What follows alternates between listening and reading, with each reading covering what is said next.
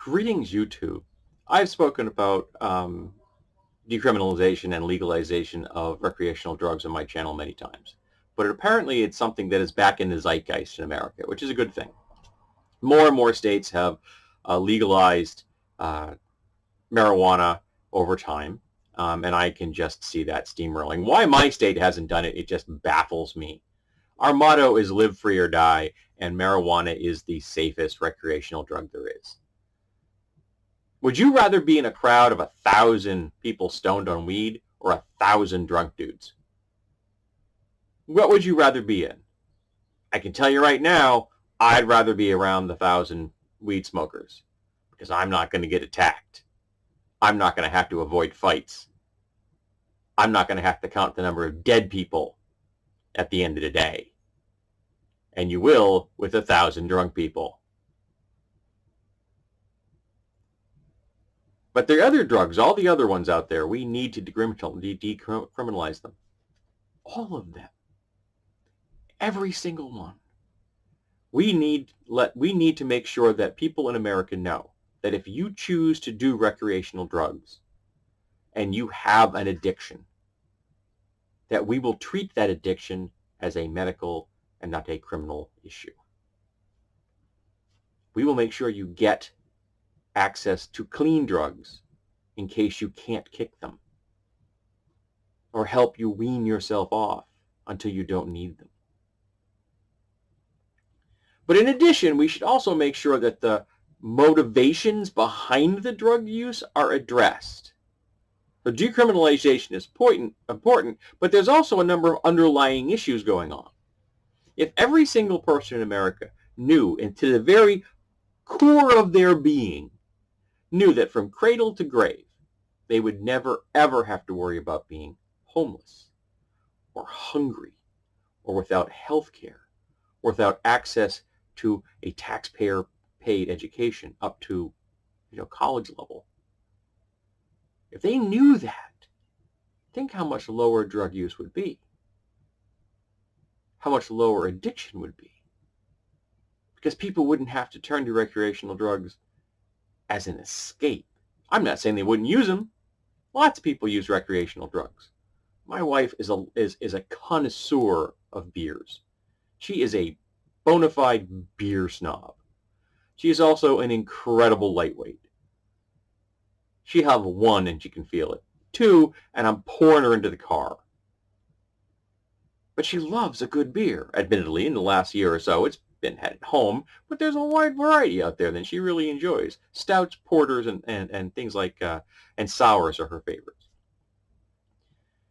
But people have been smoking weed, particularly if they're white, forever. They're not hurting anybody.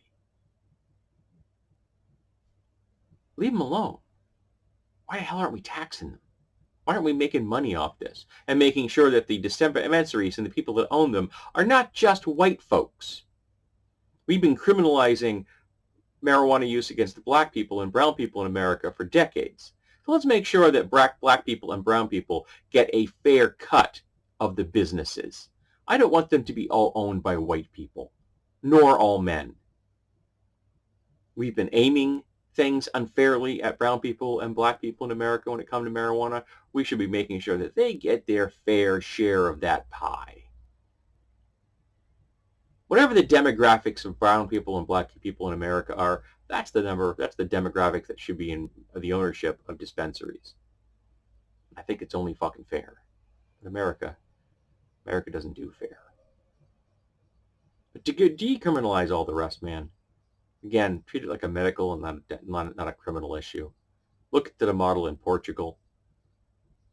It's much safer. There are people out there who will function quite well in the real world on opioids because they've just discovered that is how their brains function best. I'm not a drug user. I don't drink alcohol. I have never smoked anything in my entire life, contrary to what some people believe. I had a guy recently tell me I smell like patchouli because apparently the way I look. Now, I'm not saying I've never not used patchouli-based soaps, but I'm not at the moment, and I don't own patchouli oil, and I'm not even really sure how to use it. But I don't do recreational drugs. I never have. But I still think that we should be making sure that everybody has access to them in a safe way that isn't going to get them in legal trouble. Because if you have an addiction, the one thing you don't need is a criminal record. You want to ruin someone's life? Give them a criminal record. You want to do everything you possibly can to make sure that they're never going to be clean and healthy and happy again? Give them a criminal record.